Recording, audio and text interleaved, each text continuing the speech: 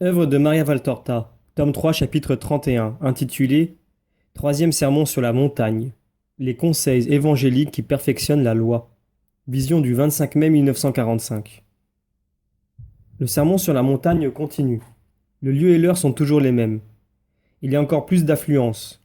Dans un coin près d'un sentier, comme s'il voulait entendre sans provoquer l'hostilité de la foule, se tient un Romain. Je le reconnais à son vêtement court et à son manteau différent. Étienne et Hermas sont encore là. Jésus regagne lentement sa place et se remet à parler. Après ce que je vous ai dit hier, vous ne devez pas penser que je suis venu abolir la loi. Non. Seulement, puisque je suis l'homme et que je comprends les faiblesses de l'homme, j'ai voulu vous encourager à la suivre en dirigeant votre regard spirituel, non pas vers l'abîme des ténèbres, mais vers l'abîme de lumière. Car si la peur du châtiment peut retenir 3 fois sur 10, la certitude de la récompense vous donne de l'élan 7 fois sur 10. La confiance est donc plus efficace que la peur. Et je veux que vous la possédiez pleinement, avec assurance, pour pouvoir réaliser non pas 7 parts de bien sur 10, mais 10 parts sur 10 et conquérir cette très sainte récompense du ciel. Je ne change pas un iota de la loi. Qui l'a donné au milieu des foudres du Sinaï? Le Très-Haut. Et qui est le Très-Haut? Le Dieu un et trine. D'où l'a-t-il tiré? De sa pensée. Comment l'a-t-il transmise? Par sa parole. Pourquoi l'a-t-il donné? En raison de son amour. Vous voyez donc que la Trinité était présente. Et le Verbe obéissant, comme toujours, à la pensée et à l'amour, a parlé au nom de la pensée et au nom de l'amour. Pourrais-je me démentir moi-même? Non, ce me serait impossible. Mais comme je peux tout, je peux compléter la loi, la rendre divinement complète, non pas telle que l'ont faite les hommes qui, au cours des siècles, l'ont rendue non pas complète, mais seulement indéchiffrable, irréalisable, en y superposant loi et règlement, règlement et loi, tirés de leur propre pensée en accord avec leurs intérêts de manière à lapider et étouffer, à déformer et rendre stérile la loi très sainte donnée par Dieu. Est-ce qu'une plante peut survivre si on la submerge continuellement sous des avalanches de décombres et des inondations? Non, la plante meurt. La loi est morte dans beaucoup de cœurs, enterrée sous l'avalanche de trop de surcharge. Je suis venu les enlever toutes, et la loi, une fois sortie du tombeau, une fois ressuscitée, j'en fais non plus une loi, mais une reine. Ce sont les reines qui promulguent les lois. Les lois sont l'œuvre des reines, mais elles ne sont pas plus grandes que des reines. Moi, au contraire, je fais de la loi la reine. Je la complète, je la couronne en déposant à son sommet le diadème des conseils évangéliques. Auparavant, il y avait l'ordre. Désormais, il y a mieux que l'ordre. Auparavant, il y avait l'indispensable. Désormais, il y a mieux que l'indispensable. La perfection. Celui qui dispose de la loi, comme je vous la donne, devient roi, car il atteint la perfection. Il n'a pas été seulement obéissant, mais héroïque, c'est-à-dire saint, car la sainteté est l'ensemble des vertus portées au sommet le plus élevé que puisse atteindre la créature, des vertus aimées héroïquement et servies avec un détachement complet de tout ce qui est appétit ou réflexion humaine envers quoi que ce soit. Je pourrais dire que le saint est celui chez qui l'amour et le désir s'opposent à toute vue qui ne soit pas Dieu. N'étant pas distrait par des vues inférieures, il garde les yeux du cœur fixés sur la splendeur toute sainte qui est Dieu et en qui il voit, puisque tout est en Dieu, ses frères s'agiter et tendre leurs mains suppliantes, et, sans détourner ses yeux de Dieu, le saint s'épanche sur ses frères suppliants. Contre la chair, contre les richesses, contre le confort, il dresse son idéal, servir. Le saint, un être pauvre, un être amoindri? Non. Il est arrivé à posséder la sagesse et la richesse véritable. Il possède donc tout. Et il ne sent pas la fatigue, car s'il est vrai qu'il ne cesse de produire, il est tout aussi vrai qu'il ne cesse de se nourrir. S'il est vrai qu'il comprend la souffrance du monde, il est tout aussi vrai qu'il se nourrit de la joie du ciel. C'est de Dieu que lui vient sa nourriture, c'est en Dieu qu'il trouve sa joie. Le saint est la personne qui a compris le sens de la vie. Comme vous le voyez, je ne change ni ne mutile la loi, comme je ne la corromps pas en lui superposant des théories humaines toujours en fermentation. Je la complète plutôt. Elle est ce qu'elle est, et telle elle restera jusqu'au dernier jour, sans qu'on en change un seul mot, ou qu'on en supprime le moindre commandement. mais elle est couronnée de perfection. Pour obtenir le salut, il suffit de l'accepter telle qu'elle a été donnée. Pour obtenir l'union immédiate à Dieu, il faut la vivre comme je conseille de le faire. Mais puisque les héros sont l'exception, je vais parler pour les âmes ordinaires, pour la masse des âmes, afin qu'on ne dise pas que, pour vouloir la perfection, je laisse dans l'inconnu ce qui est nécessaire.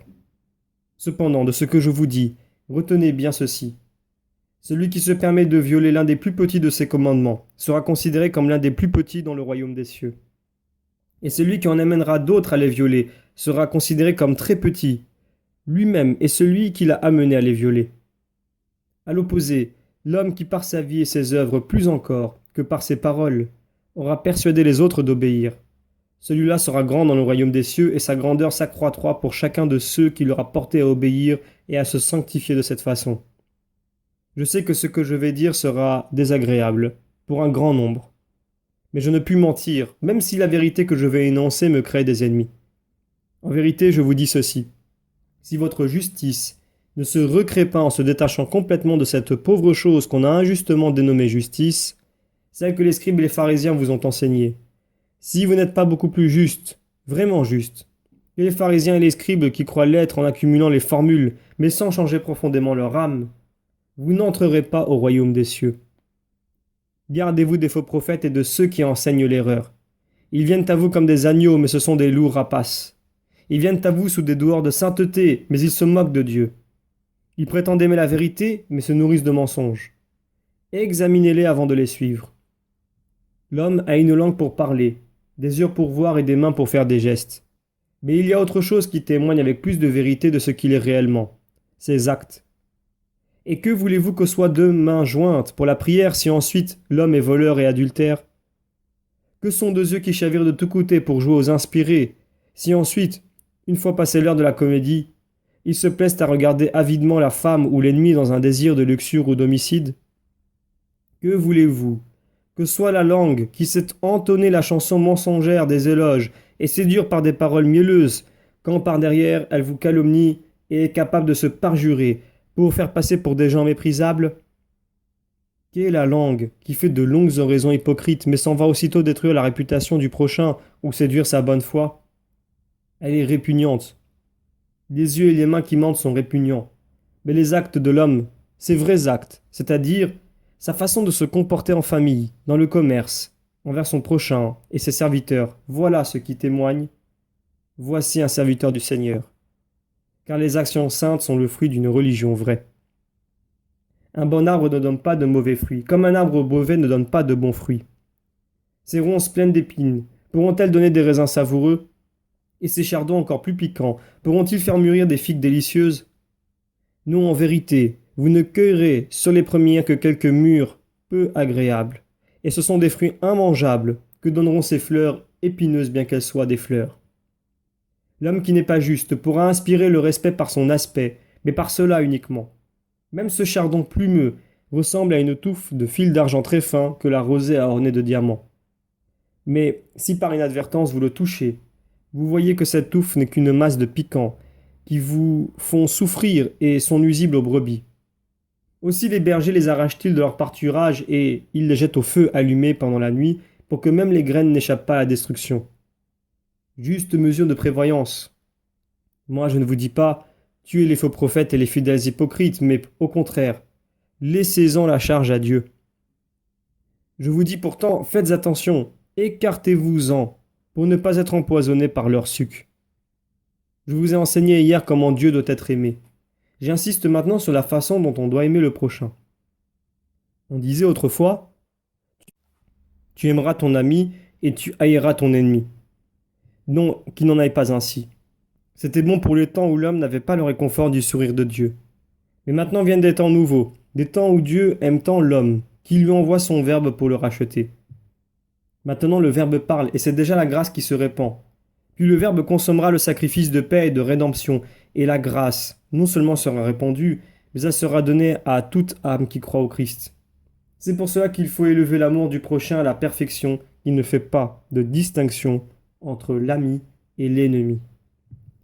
On vous calomnie? Aimez et pardonnez. On vous frappe? Aimez et tendez l'autre joue à celui qui vous gifle, en pensant qu'il vaut mieux que sa colère s'en prenne à vous, qui savait la supporter, plutôt qu'à un autre qui se vengerait de l'affront. On vous a volé? Ne pensez pas, mon prochain est un être cupide, mais pensez charitablement. Mon pauvre frère est dans le besoin. Et donnez-lui aussi votre tunique s'il vous a déjà pris votre manteau. Vous le mettrez dans l'impossibilité de faire un double vol, car il n'aura plus besoin de voler la tunique d'un autre. Vous répondez, ce pourrait être par vice et non par nécessité. Eh bien, donnez-le quand même. Dieu vous en récompensera et l'injuste expirera. Mais souvent, et cela rappelle ce que j'ai dit hier sur la douceur, le pécheur qui se voit ainsi traité renoncera sincèrement à son vice et se rachètera en réparant son vol par la restitution. Montrez-vous généreux envers ceux, plus honnêtes, qui vous demandent ce dont ils ont besoin au lieu de vous voler. Si les riches étaient réellement pauvres en esprit comme je vous l'ai enseigné hier, ces pénibles inégalités sociales, cause de tant de malheurs humains et surnaturels, n'existeraient plus. Pensez toujours, mais si moi j'avais été dans le besoin, quel effet m'aurait fait le refus d'une aide? Et agissez d'après votre réponse. Faites aux autres ce que vous voudriez qu'on vous fasse, et ne faites pas aux autres ce que vous ne voudriez pas qu'il vous soit fait. L'ancienne parole, œil pour œil, dent pour dent, ne se trouve pas dans les 10 commandements, mais on l'a ajoutée parce que l'homme, privé de la grâce, est tellement féroce qu'il ne peut comprendre que la vengeance. Elle est annulée, bien sûr qu'elle est annulée, par ce nouveau précepte. Aime celui qui te hait, prie pour celui qui te persécute, justifie celui qui te calomnie, bénis celui qui te maudit, fais du bien à celui qui te fait du tort, montre-toi pacifique envers le cœur et l'heure, indulgent avec celui qui t'importune, volontiers secourable pour celui qui te sollicite. Ne sois pas usurier, ne critique pas, ne juge pas. Vous ne connaissez pas les tenants et les aboutissants des actions des hommes. Lorsqu'il s'agit d'aider de quelque manière que ce soit, soyez généreux, soyez miséricordieux. Plus vous donnerez, plus l'on vous donnera, et Dieu versera dans le sein de l'homme généreux une mesure pleine et bien tassée. Dieu vous le rendra, non seulement pour ce que vous avez donné, mais bien davantage. Cherchez à aimer et à vous faire aimer. Les procès coûtent plus cher qu'un arrangement à l'amiable, et la bonne grâce est comme du miel dont la saveur reste longtemps sur la langue. Aimez, aimez, aimez amis et ennemis pour être semblable à votre Père qui fait pleuvoir sur les bons et les méchants, et fait luire son soleil sur les justes et les injustes. Il se réserve d'accorder un soleil et des rosées éternelles, ainsi que le feu et la grêle de l'enfer, quand on saura trier les bons comme des épis choisis dans les gerbes de la moisson. Il ne suffit pas d'aimer ceux qui vous aiment, et de qui vous espérez quelque retour. Il n'y a guère de mérite à cela. C'est une joie et même les hommes naturellement honnêtes savent le faire. Même les publicains et les païens le font. Mais vous, aimez à la ressemblance de Dieu et aimez par respect pour Dieu, qui est aussi le Créateur, de ceux qui sont pour vous des ennemis ou des gens peu aimables. Je veux en vous la perfection de l'amour, et c'est pourquoi je vous dis, soyez parfaits comme votre Père qui est dans les cieux est parfait. Si grand est le commandement d'amour pour le prochain, le perfectionnement du commandement d'amour pour le prochain, que je ne vous dis plus comme il était écrit, ne tuez pas, car celui qui tue sera condamné par les hommes. Mais je vous dis, ne vous fâchez pas, car vous êtes soumis à un jugement plus élevé et qui tient compte même des actions immatérielles. Celui qui aura insulté son frère sera condamné par le Sanhédrin, mais celui qui l'aura traité de fou et lui aura donc fait du tort sera condamné par Dieu. Il est inutile de faire des offrandes à l'autel si auparavant, du fond du cœur, on n'a pas sacrifié ses propres rancœurs pour l'amour de Dieu et si l'on n'a pas accompli le rite très saint de savoir pardonner. Par conséquent, quand tu es sur le point de faire une offrande à Dieu, si tu te souviens d'avoir mal agi envers ton frère ou d'éprouver de la rancœur pour une de ses fautes, laisse ton offrande devant l'autel, immole d'abord ton amour-propre en te réconciliant avec lui et reviens ensuite à l'autel. Alors seulement ton sacrifice sera saint. Un bon accord est toujours la meilleure des affaires. Le jugement de l'homme est précaire, et celui qui le brave obstinément pourrait bien perdre sa cause et devoir payer à son adversaire jusqu'à son dernier sou ou languir en prison. En toute chose, élevez votre regard vers Dieu. Demandez-vous, ai-je le droit de faire aux autres ce que Dieu ne me fait pas à moi? Car Dieu n'est pas inexorable et obstiné comme vous.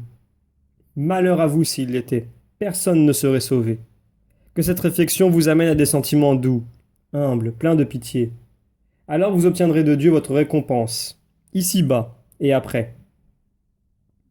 Il y a ici, devant moi, un homme qui me hait et qui n'ose pas me dire guéris-moi, parce qu'il sait que je connais ses pensées. Mais moi je dis, qu'il te soit fait comme tu le désires. Et comme les écailles tombent de tes yeux, que la rancœur et les ténèbres te tombent du cœur. Partez tous avec ma paix. Je vous parlerai encore demain. Les gens s'éloignent lentement. Ils attendent peut-être l'annonce d'un miracle qui ne se produit pas. Même les apôtres et les disciples les plus anciens, restés sur la montagne, demandent. Mais qui était-ce? Il n'est peut-être pas guéri. Et ils insistent auprès du maître resté debout, les bras croisés, qui regarde les gens descendre. Dans un premier temps, Jésus ne répond pas, puis il dit, les yeux sont guéris, mais pas l'âme. Elle ne le peut, car elle est chargée de haine. Mais qui est-ce? Ce Romain peut-être? Non, un pauvre homme. Dans ce cas, pourquoi l'avoir guéri? Demande Pierre. Devrais-je foudroyer tous ceux qui lui ressemblent? Seigneur, je sais que tu ne veux pas que je dise oui, par conséquent je ne le dis pas, mais je le pense et cela revient au même. En effet, Simon-Pierre, mais sache qu'alors, ah, que de cœurs couverts des écailles de la haine autour de moi. Viens, montons au sommet, regarde, de là-haut, notre belle-mère de Galilée, toi et moi, seuls.